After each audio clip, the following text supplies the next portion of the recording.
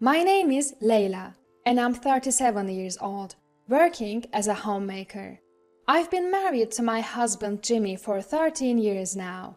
Currently, we are living together as a family of 4 with our daughter Karin and my mother-in-law. A few years ago, after my father-in-law passed away, we started living with my mother-in-law at her place. Living with my mother-in-law in her home was anything but peaceful. Suddenly, after we moved in, she began to harass me. "Is dinner ready?"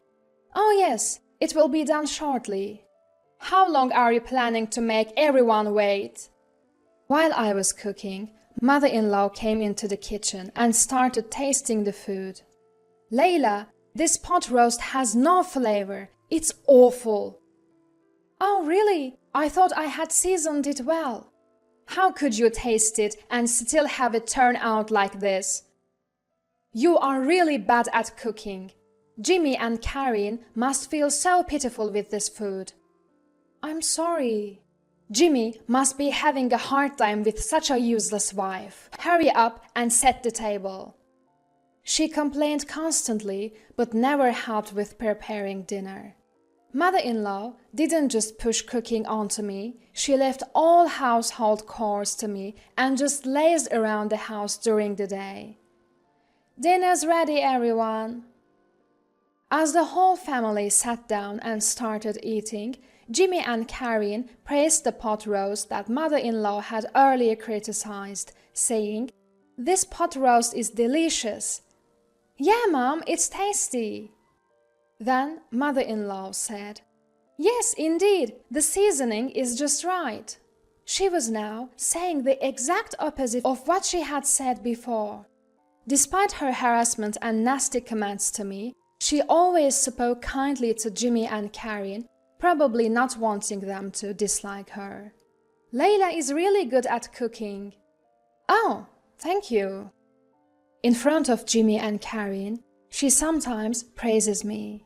Today, Leila did all the housework. Considering my health, she is truly a capable wife. Is that right, Leila? In truth, mother-in-law had just forced household chores onto me. "Oh, no." As I tried to deny it, mother-in-law kicked my leg under the table, where no one else could see. "Ah, yes, that's true. Thanks for always being kind to my mom." Jimmy thanked me with a beaming smile, even though that wasn't the truth. I could never hide my bewilderment at mother-in-law's blatant attitude. Because of this, Jimmy never noticed that I was being harassed, and he even thought that mother-in-law and I got along well. Jimmy really cared for mother-in-law, and when father-in-law passed away, he was more concerned for her than anyone else. I couldn't bring myself to say anything bad about mother-in-law to such a loving Jimmy and had never been able to talk to him about it. Karin, being very fond of mother-in-law, was another reason why I couldn't consult anyone. When it was decided that we'd live together with my in-laws, Karin said, "Yay, I get to live with Grandma now," and was delighted. Mother-in-law adored Karin, and they always played together, took baths together, they were very close. Taking advantage of that, mother-in-law's harassment towards me escalated. When I came back from shopping, the room was all messed up. "Hey, mother-in-law, what happened? Why is everything so scattered?" I asked, surprised, and mother-in-law answered with a smirk. "I couldn't find something, and before I knew it, it had become a mess." The house wouldn't be turned upside down just from looking for something. Mother-in-law surely did it to harass me. "Sorry, I'm going to dinner with friends now. Cleanups on you." As expected, I ended up cleaning, and mother-in-law fled the house. That day, cleaning took all day, and I couldn't do any other chores. Then mother-in-law came back home and said, "Laundry, dishes, cleaning, none of it's done." What on earth were you doing? Ha ha ha ha. Holding back my anger at mother-in-law's shame, I quietly continued with the housework. Hurry up, or everyone will come home. If Jimmy realizes what an incapable wife you are, he'll surely divorce you. Mother-in-law never helped with the chores and constantly nagged and rushed me. I was getting more and more frantic as dinner was nowhere near ready. In the end, dinner was late. What? Dinner's not ready yet? I'm sorry, it will be ready soon. Just wait a bit longer. Jimmy asked, looking concerned. Are you feeling ill? No, it's not that, but... I thought about explaining why dinner was late, but when I glanced at mother-in-law, she was glaring as if to say, don't you dare. Today has been a bit hectic. Oh, I see. I'm sorry. No, it's totally fine. Mother-in-law seemed to be trying to portray me as an incapable wife who was hindered by her, hoping Jimmy would get fed up and divorce me.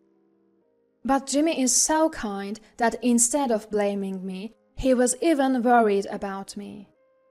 Mother-in-law didn't find this amusing, and her daily harassment towards me only escalated. Lately, it's not just about the harassment towards me. She started interfering with Karin's affairs. You two seem to be trying to get Karin into a private middle school. Yes, we are. Is there a problem with that? It's cruel to make her study late every night for exams. Stop it right now. Well, we are not going to stop just because you said so.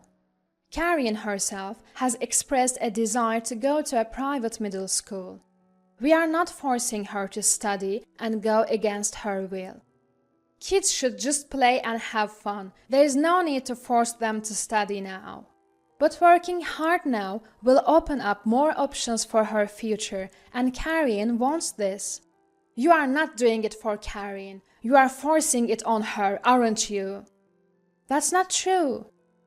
Lately, as Karin has been studying at night and attending tutoring, our time together has decreased, and mother-in-law seemed displeased. Just give up on the middle school exams. It's a waste of time. I couldn't hold back my anger at this command. I was furious at mother-in-law for disrespecting Karin's feelings and only saying selfish things. Isn't it normal to support Karin when she wants to do this? What? How dare you talk back? Mother-in-law was quite surprised as I had never talked back before. Karin's exams have nothing to do with you, mother-in-law. What do you mean, nothing to do? I'm her grandmother. Feeling like arguing would get us nowhere, I left saying, enough of this, I'm going to pick up Karin. Mother-in-law continued to harass me in front of Jimmy and Karin, seemingly unable to let go of me talking back. Today's dinner looks plain. Is this all we have? I guess she must have been furious with me. You can't even think about feeding a growing child? I'm sorry. Finally, Jimmy couldn't just listen in silence and snapped at mother-in-law. Come on, Mom, don't complain about the meal that Layla made. His anger ignited. Jimmy had mother-in-law flustered. She quickly backpedaled. Oh, I'm sorry. That's not what I meant to say. Not wanting to start another fight, I brushed it off with, it's fine. After dinner, while I was washing dishes, mother-in-law came over and muttered, remember this, and went back to her room. From then on, every day was filled with fear, wondering what she might do next. Then, one day, it was the day of Karin's acceptance announcement.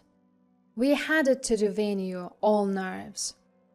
When we checked the bulletin board, Karin's number was clearly written there. You did it, Karin! Awesome, you got accepted! Yay! We were all overjoyed. Karen had been studying without a break for months. Thanks to her efforts, she had passed the middle school exams. We have to celebrate today. Yes, Karen, what would you like to eat? Steak. Steak was Karen's absolute favorite. Should we order delivery today? Hooray! On my way home, I called the steakhouse and ordered a luxurious steak for delivery. We also decided to buy a cake, so I made a small detour on my way home, asking my mother-in-law to receive the steak delivery at the house. When I called mother-in-law, she said, "Understood, I'll take care of it." Because of various detours, we were completely past lunchtime by the time we got home. "I'm starving. I want to eat the steak now." "You're right, we're late. The steak should be here, so let's eat plenty." "Okay." When we arrived home, we just ran into mother-in-law's friends as they were leaving. They all said in unison, "Thanks for the feast," and left, making me wonder what was going on. I had a bad feeling and rushed into the house. The delivered steak was all messed up on the table. "Mother-in-law, did you eat the steak?" "Oh, if it's a delivery steak, I enjoyed it with my friends at a luncheon. You'll pay for it later." "What are you doing?" When I yelled at mother-in-law, she replied, "You were probably planning to order delivery and slack off from housework. I won't allow that." This was to celebrate Karen's success. Success celebration? What success? I had told mother-in-law in advance that today was Karen's exam acceptance announcement. She seemed to have forgotten because she hadn't listened to me. Karen and Jimmy arrived late. Karen had heard our conversation in the corridor and was crying. "Grandma's so mean." Karen had been excited to report to Grandma quickly, but to think that she didn't even remember the acceptance announcement day. I thought it was understandable for Karen to cry. "Mom, today was Karen's middle school acceptance announcement. How could you forget such an important day? That's awful." Mother-in-law seemed unable to hide her agitation. "What? Today? Layla, why didn't you tell me earlier?" "I did tell you." I was too stunned to even feel angry. Karen worked hard and got accepted, so we were going to celebrate by eating her favorite steak. To think you'd eat it with your friends, I can't believe it. "No, it wasn't like that. I really didn't know." "You didn't know? I called you about the delivery, didn't I?" "That's..." "Mom, did you eat it on purpose?" "On purpose? You say?" Mother-in-law's face turned paler and paler, and she began to sweat. She was desperately trying to think of an excuse, but seemed to have no words to say. "I've suspected this for a while, but you really are harassing Layla, aren't you?" It seems Jimmy had a vague idea of what was going on, but since I didn't talk to him about it, he just watched the situation. Suddenly, mother-in-law approached Karen and said, "I'm sorry. Let's all go to the steakhouse. I'll pay." Karen responded, "I hate Grandma." She pushed mother-in-law away and ran to her room. The shock of being hated by her beloved granddaughter seemed to be tremendous, and mother-in-law froze after falling on her bottom.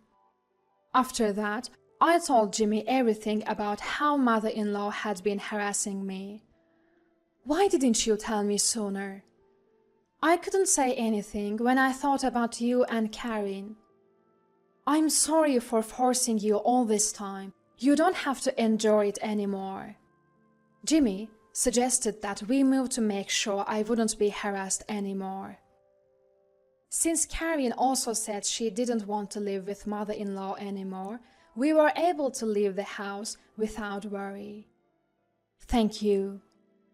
On moving day, while I was packing, mother-in-law came into the room. Are you really leaving the house? Mother-in-law's face looked like she was about to cry. Yes, you must be glad to be away from me, whom you hate. I don't exactly hate you. Can you please leave? You are in the way of my packing. As I tried to drive mother-in-law out of the room, she suddenly began to plead. Please don't leave. I'll apologize for everything, please. I can't bear to be apart from Karen.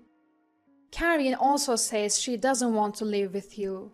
No matter how much I explained, mother-in-law wouldn't let go, clinging and crying. So I made a proposal. Actually, we are moving to my parents' house. If you really can't bear to be apart from Karen, will you come with us? My father is very stern, with a scary face. I knew mother-in-law knew that, so I said it a bit maliciously, thinking she would never agree, but surprisingly, I understand, that's fine with me. I was stunned that she agreed. It seems mother-in-law wanted to be with Karen that badly. Since she wouldn't harass me in front of my parents, and if she did, I could report it to my father, I agreed to live together. Jimmy said, Sorry, if something happens with my mom coming along, feel free to kick her out. So, we all moved to my parents' house, and the cohabitation began. My father seemed dissatisfied with mother-in-law came with us. Of course, he knew how mother-in-law had harassed me and ruined Karen's celebration. He didn't blame her directly, but his silent pressure kept mother-in-law shrinking. She spoke less, seemed downcast. Whenever my mother and I asked for help with housework, she readily complied and worked hard. I couldn't help but laugh at her changed appearance. Life went on without any incidents for a while, but finally, mother-in-law reached her limit and yelled, I'm sick of this house!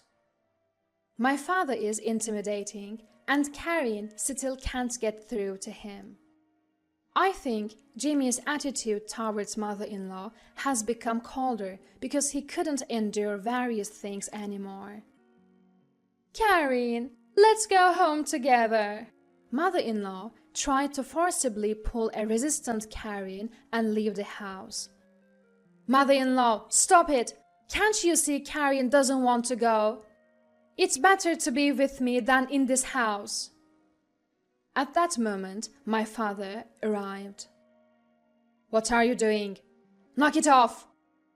Frightened by my father's forceful yell, mother-in-law froze in fear. I allowed you to live with us because you said you didn't want to be apart from your granddaughter. But if you try to take Karen against her will, I'll call the police for kidnapping. I didn't mean to... that way. Hearing my father's shout, Jimmy also rushed over. Mom, what are you doing? Just leave us. We can't be bothered by you anymore. I'm cutting ties completely. No way. Then Karen shook off mother-in-law's hand and screamed, Get out! Even mother-in-law seemed shocked by this, dropping her shoulders and leaving the house in tears. Now she's back at her house, living a lonely life. Afterwards, mother-in-law became reclusive, and it seems that even neighbors and friends have started keeping their distance. On the other hand, our family is living peacefully every day. Karen is studying hard at a private school every day, and Jimmy has become very friendly with my parents, especially my father, with whom he drinks every day. I wish I had talked to Jimmy earlier and moved to my parents' house.